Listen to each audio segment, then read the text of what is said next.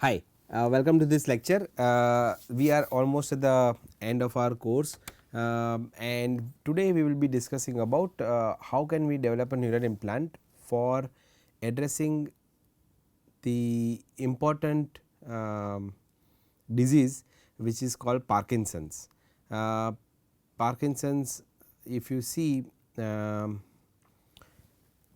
people who suffers from Parkinson's, right, one of the common thing to look at those people is the tremors, right. Their hands are shaky, they cannot hold a pen properly, they cannot feed themselves with using the spoon. And also the other thing that you will be observing, or if you have observed, is the gait, right, the way they walk. If they want to turn, there is a difficulty in turning. So this disease generally medicine is given. One of the medicine that I know is Parkin, but if the way to treat is by using deep brain stimulation electrodes, or we call it DBS electrode, that goes inside the brain and in some area which we will be discussing in this lecture. And what we thought is, how about we look at the surface plus neural implant. That means surface, if you do not go deeper into the brain, because as soon as you go deeper into the brain you are causing some kind of damage in the brain, right. So if you want to understand, if you what will happen if I apply electrical stimulation on the surface of the brain rather than going deeper into the brain, that is one question. The second question is, applying electrical stimulation both at surface and deeper structure of the brain, will it help in improving the Parkinson's. So with that, I have a very small video that you can see here, which shows that a person is walking, right, and when the person is turning, right, you see this, and suddenly there is a freezing of gait, very difficult to turn. So now as soon as he turns, right, again he walks normally, you see. So this is one of the things that you can see if somebody is suffering from Parkinson. As I told you, it is a DBS, so it is the deep brain electrodes, it goes deeper into the brain, and Dr. Sabri Girishan, right, who is a co-instructor of this course, actually performs this surgery. Okay. So you will directly be looking at some of the very important thing that he does, not only in the rodent models but also in the humans, right. So we as an engineer, we go towards rodent models, maybe go toward non-human primate, but generally we do not operate, or we do not implant any device in the humans. That is done by neurosurgeons. So if you talk about Parkinson in general, right, then 10 million people are affected by Parkinson's disease globally, which is characterized by tremors, right, or postural instability and rigidity. Particularly advanced PD patients are treated by clinical therapy called deep brain stimulation, and the area that I was talking in the talking some time before is subthalamic nucleus, which is STN, and PPN. Okay, these are two different regions in which symptoms have been improved in the PD patients. Next is, several physiological complications are observed.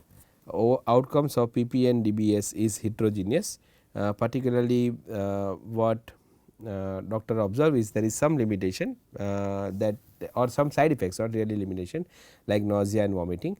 So the question that we are asking is, one, can we fabricate electrodes to test it in animal models before we can test it in humans, and two, what is the combined effect of surface stimulation and deep brain stimulation. So large grid area, complex surgical procedures, and high chances of infection. The current requirement for DBS is electrode materials platinum and gold, has low safe charge injection limit, and that is why we require some alternative materials like PEDOT-PSS, which is a conductive polymer that improves the charge injection limit. Now deep neural implant. So, the mechanical flexibility is very important, particularly Rex tissue has elastic modulus in a range of 0.1 to 1.2 megapascal. This is the range. Silicon based implants have very high elastic modulus, about 60 to 300 gigapascal, and polymer substrates have advantage compared to the hard implants. We know it very well because it will cause less of a damage when implanted in deeper structures like DBS. The shape is also very important because the sharp edges. So, if you have seen the previous modules, right, what we have discussed is there is a needle, and this needle goes in the brain, and you had the electrodes either linear or in tetrad fashion, either single shank or multi shank, right, that goes deeper into the brain. Now, if you see this area, it is sharp, no, because it is like a needle. So, you puncture the brain and you go deeper into the brain. Now, this sharp edges causes more trauma during and after the insertion. While if the cylinder shape, right, if you have a cylinder shape like this, okay, and here if you have the electrodes, right, then this will cause a lesser of damage, no, this area because of the cylinder shape will cause lesser of a damage than the sharp shape here, right. This is sharp and this is cylinder.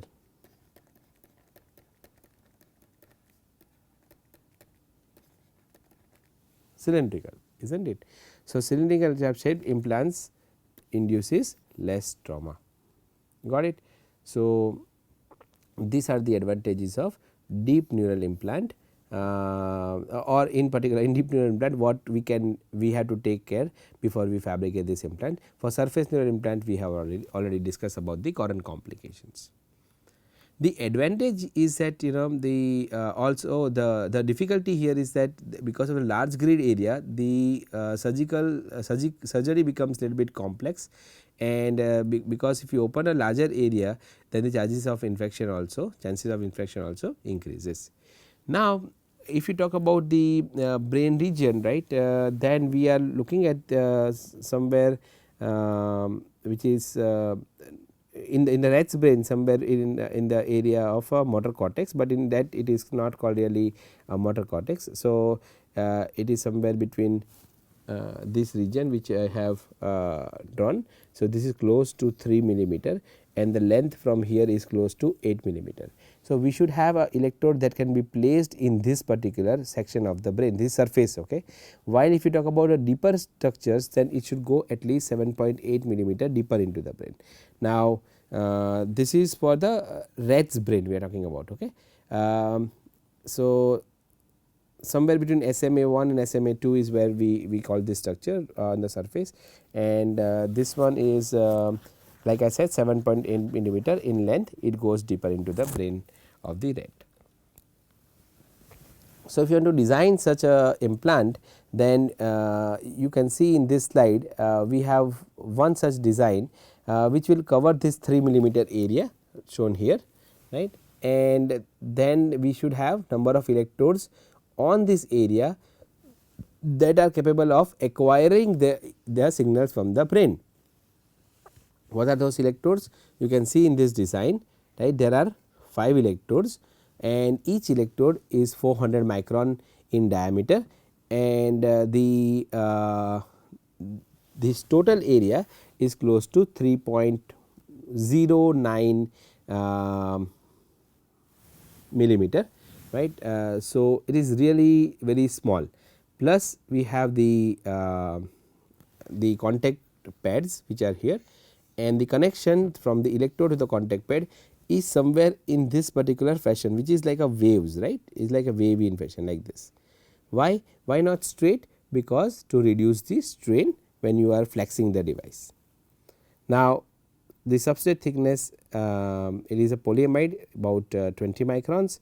It becomes flexible in nature. The electrode material that we use is titanium and gold, and sometimes we also use conductive polymer to improve the charge injection capability. I already told about the electrode diameter about 400 microns.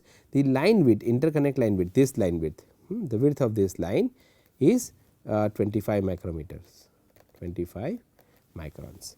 while the thickness of the titanium gold is 30 nanometer titanium, 300 nanometer gold. Now, the reason of using titanium is to improve the adhesion of gold onto the substrate. Gold generally suffers from poor adhesion. So, either people use chrome or they use titanium. So, chrome gold or titanium gold. Okay. These are two different materials. Polyimide has excellent biocompatibility and adaptability to MEMS based fabrication process. Every electrode can support up to 1.25 milliampere of current when gold electrodes are electroporamized with PEDOT PSS. Okay. So, the improvement in the charge injection capability you can see here is by using PEDOT PSS on the gold electrodes. So, coating it on the gold electrodes, or when you do the electropolymerization.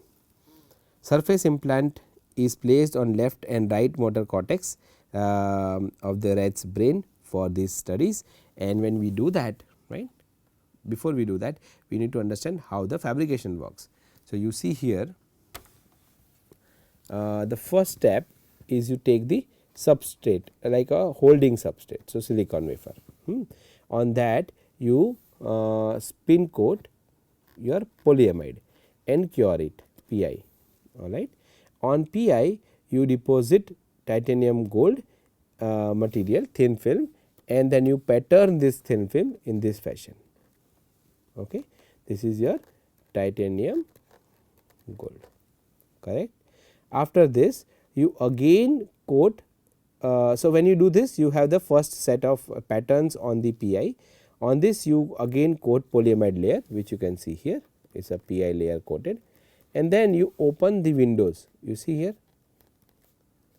these are the windows, contact pads, and once you do that, contact pads and the recording electrodes, you have opened the windows because you are interested only in this area, right. You can see here actually the actual figure after we realize the device, the gold pads and the gold electrodes, it is shining compared to the other area. The reason being because there is no PI on this particular gold or on the contact pads, and when you do this, this is the E one. So, E here is there, and then so that is when you remove the polyamide, because polyamide can work as a substrate, polyamide can also work as a insulating material. Okay. So, after this you can just peel off the device, so to realize what you can see in this particular photograph. Okay. Again we will repeat, start with silicon, you coat PI, cure it, then deposit titanium gold. When you deposit titanium gold, you have to form you have to go for the lithography. So, again if you want to see, so you take a silicon wafer, okay, and what you have is polyamide. So, let us say this is polyamide. On polyamide you have titanium and gold, this is your PI, this is your silicon wafer. On titanium gold you spin coat photoresist, and just using some pattern so that we can understand the difference. Okay. And then you load soft bake and then load the mask.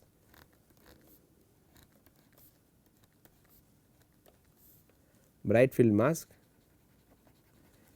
assuming that we are using positive photoresist.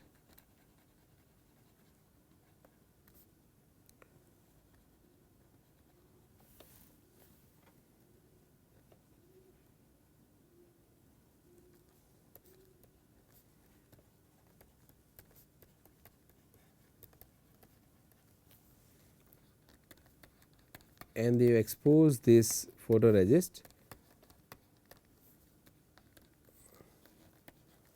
with UV light. Okay. Once you do that, this is a positive photoresist. Once you do that, what you will have, we unload the mask and then pattern the photoresist. So, when you unload the mask, your PI remains as it is, okay, and your titanium gold also remains as it is, and your photoresist now we will have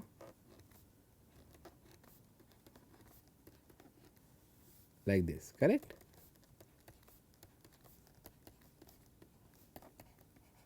Because we are using positive photoresist.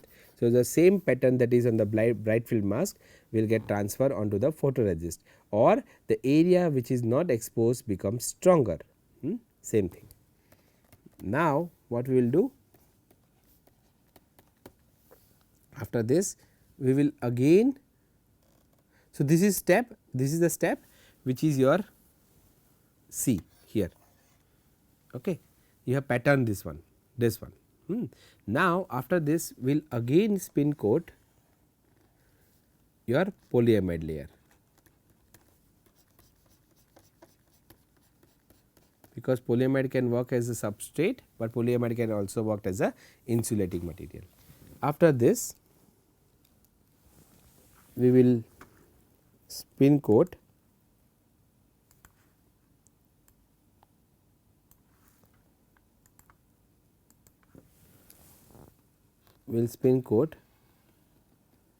photoresist,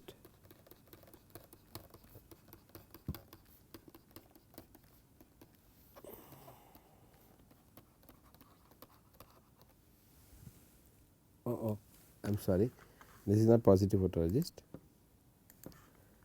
this is your PI.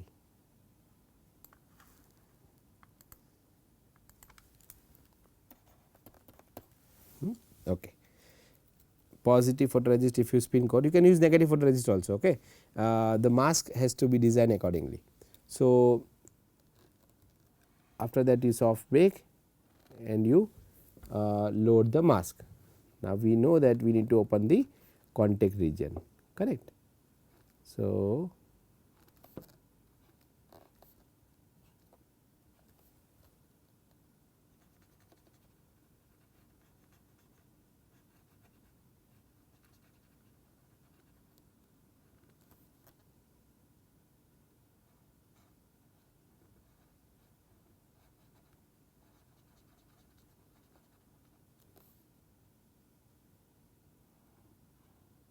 we will use a dark field mask, because the area which is not exposed will get stronger.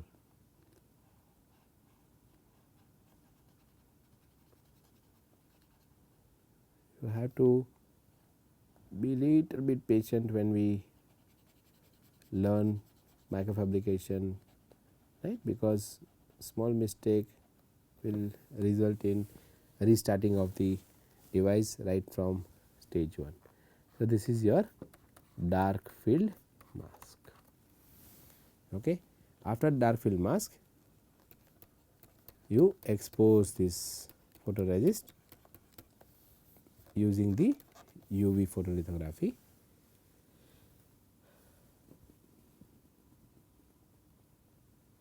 and then you develop the wafer. So, when you develop the wafer, what you will have? You will have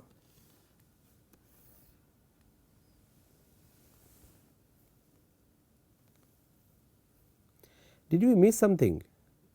Alright, you see we missed something here, no? Here. Did we miss something? We missed it, right? What we missed? So, I will draw it, okay. In this case, whatever we have drawn, right, I will draw it again, okay. What happened is we missed etching titanium and gold.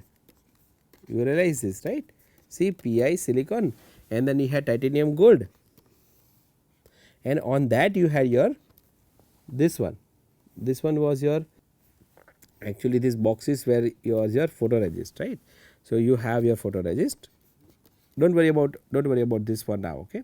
This one don't worry for now. So, you have this photoresist, and then after that we perform hard bake and then etch the gold followed by titanium. When you do that, then we have this device which is Pi and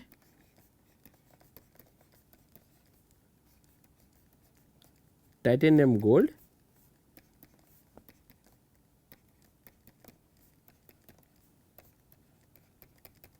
not etched from the area which was protected by the photoresist.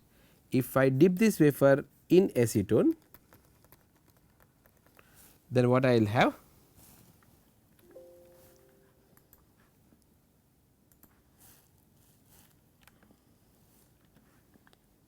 If I dip this wafer in acetone, then I will have the Pi with my titanium and gold. Okay, in that earlier case, we forgot to etch titanium gold. You see here, right? So let us not worry about this. Okay, you say that now we have this wafer, and after this wafer, we hard bake the Pi, and then once we do that, what we have done? We have etched gold, followed by, because gold is on top.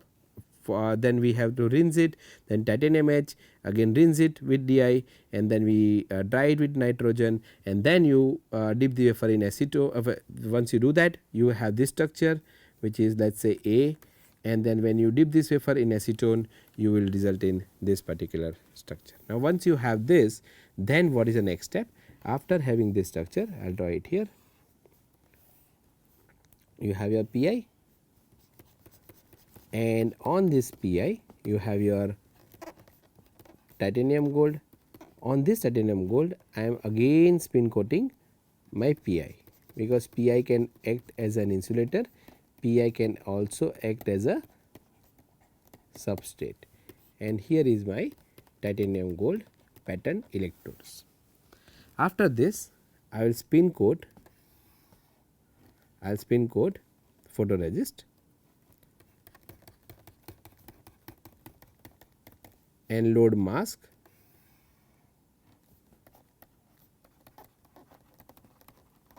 and if it is positive photoresist, then we can have mask which looks like this, which is your dark field mask.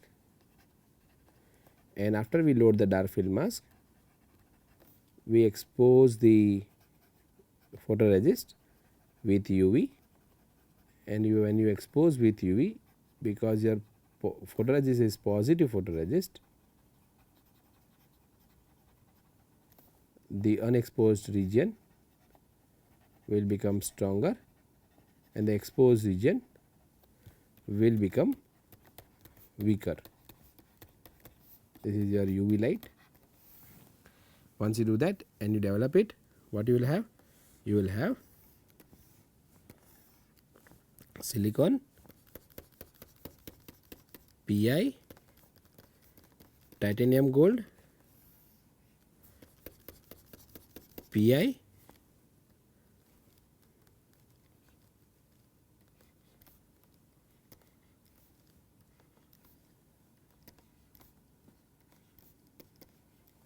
photoresist,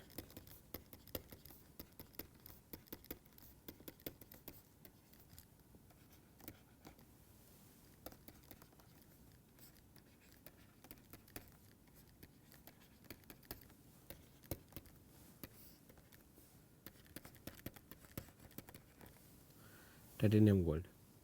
Okay. Now if I do hard bake, and after hard bake I can remove the Pi with oxygen plasma, what happens is the area which is not protected by photoresist, the Pi will get etched. So if that happens, the final things or the substrate will have the Pi. This is a holding substrate on which we have titanium gold, and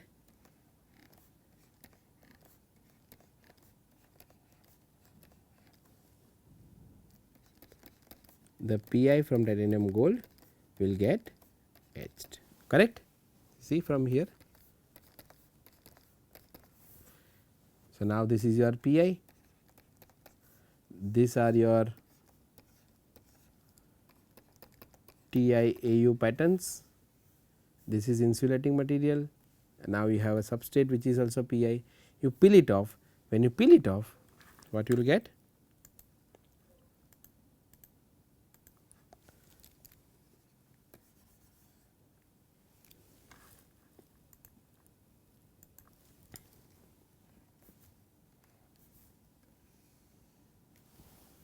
This material. Okay. Not really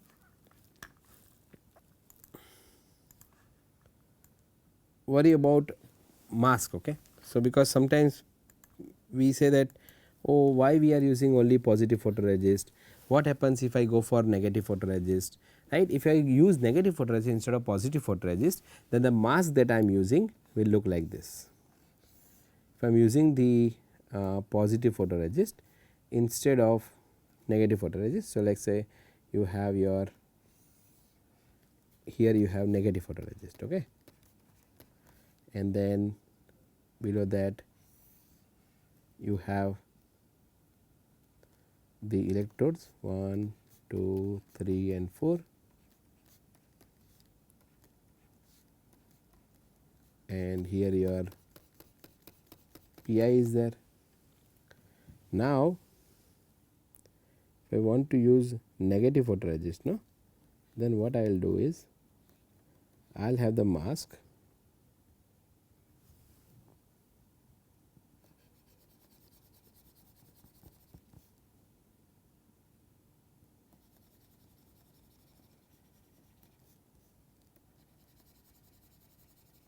like this.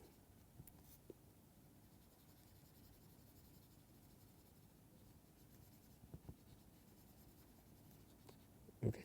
Now, you see that the pattern is exactly on the electrodes, this dark region, right, is on the electrodes. So, now if I have this as a mask and negative photoresist is there. So, if I expose the photoresist through your UV light, what will happen? That the unexposed region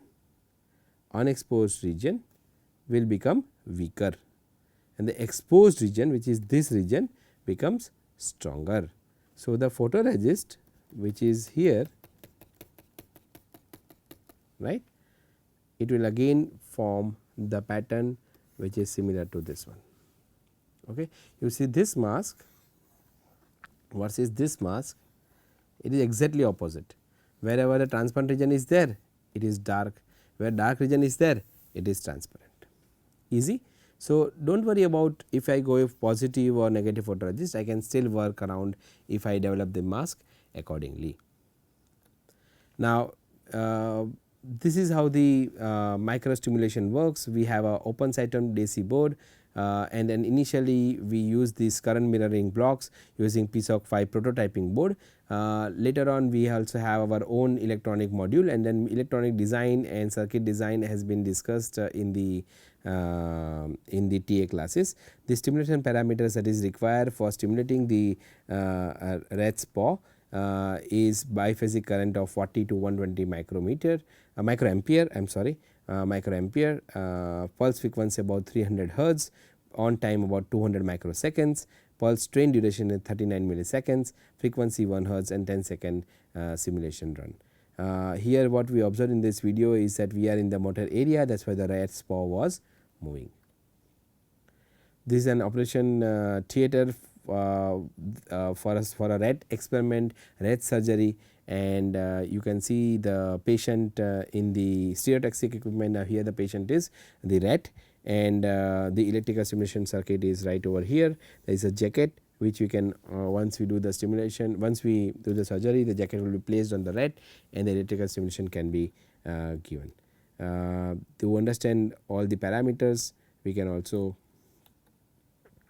So from the prototyping board, so to understand all the parameters, we tried to integrate that board along on the jacket of the rat, and use the jacket on the rat's body, as you can see from this particular photograph. We have also you can also see here the top view of the PCB using the PSOC 5 microcontroller.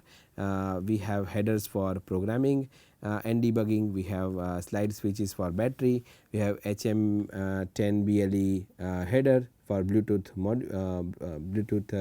signal transfer. We have a reset switch. We have FPC connector on the same top view. We also have the quad PMOS array indicator circuits. We have SPDT switches, and then 5 volts voltage IC. We also have JST connector for battery. So everything is integrated onto one single small platform, which is integrated to the rat's backpack, and then the electrical stimulation is given through this platform. The equation is still through the open site on BCI board. All the merits of this particular board is written over here. So this is a wireless electronic system connected as a backpack on the rat's body. Okay, so this is the EIB with surface neural implants, adaptation of layer 1 dental acrylic, and finally the rat after recovery. Again, there is a video where you can see the rat healthy and happy according to the vet, feeding well, drinking water well, and based on this we were also able to collect some of the equation or the ECOG signals from rat's brain.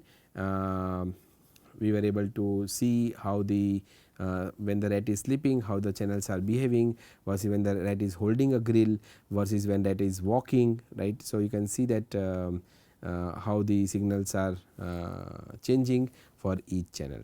Like I said, we have 5 on one side, for another side, so 10 electrodes. We again perform the power spectrum analysis, and then the you can see the frequency of the time scale for each of this activity. These are DBS arrays for humans, and you can again see that this is cylinder in structure. I told you that was a sharp versus cylinder. The cylinder will have less damage to the human brain. There are different types of simulation. One is unipolar, second is bipolar, then there is a interleaving, which is rapidly alternating. There is a multiple level of simulation that can given. There can be directional way of applying electrical stimulation. So there are several ways by which you can apply electrical stimulation, but very few literature you will identify where we have the electrodes for deep brain stimulation, and that is how we came with this particular design where we can have the sleeve module mechanism. You have the deposition of gold followed by the PI, again followed by gold, again followed by the PI, or you can use parylene. So you coat the entire cylinder with gold, then coat the other area with parylene, again coat with gold, again with parylene. So you will have like a sleeve mechanism. Electrode areas are on one end, the contact areas on other end. This is about 3000 micrometer. This is a quite big or long DBS electrode. The whole design is for rod and model. So what happens is you take a wire and you coat the wire.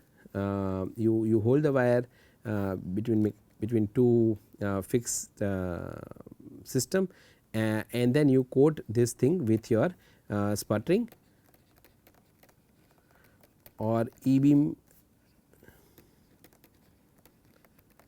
Right, you can have titanium gold or you can have platinum deposition. So e-beam or sputtering, and then what you do is you just move this ring closer to here. Okay. So this area is still protected like this, it will be protected. Now you coat and then you bring this ring also closer like this. Okay. Then what will happen? Everywhere you put a you coat a parylene, PARYLENE, parylene. Parylene is again an insulating material. Then you again coat the entire wire with gold. Again you bring this disc forward, this disc forward. So slowly gradually you will see that this sleeve kind of mechanism starts generating, and this is a very interesting idea. We can also use silicon dioxide, but we prefer to use the parylene coating. This is some of the fixture design. I am not going into too much detail about that because it requires another whole 3-4 classes to understand how we can design the base fixture or rotary stage or wire holder, how we can add the stencils and wires onto this holder. When you load this into the system, how this whole rotation mechanism will work, and how the coating on the cylinder will happen, because you know that in thermal or e-beam or even in the sputtering you cannot coat in a 3D fashion, right, you can only go for 2D fashion. This is a behavioral system for the rat model.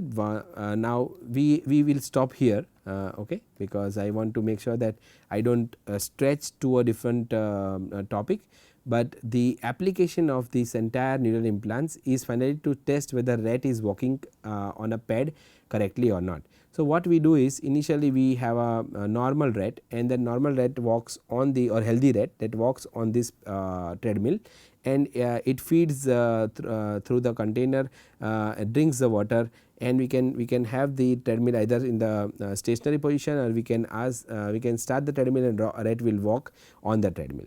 Now, when it walks on the treadmill or it grabs the food, we can acquire all the signals. The next stage is where we create a Parkinsonian rat. Parkinsonian rat is created by inducing a drug into rat's brain, and when the Parkinson happens, the rat's gait will not be correct. So, rat cannot walk properly. But when we apply electrical stimulation onto the rat's brain with using the DBS electrode that I have shown it to you in the previous slide, and also using the surface electrode, can we correct the gaiting of the rat, means can the rat walk properly on this particular treadmill. So, with these two mechanism, we will stop here. Once we have the videos of rat grabbing, Parkinson rat improving the gating using the electronics and using the implant, I will put the video for all to see in a later stage. But for now, this is the end of your class and the lecture, and again, as I have told you many times, feel free to ask any question that you have through the NPTEL forum. With this, I wish you all the best. Take care.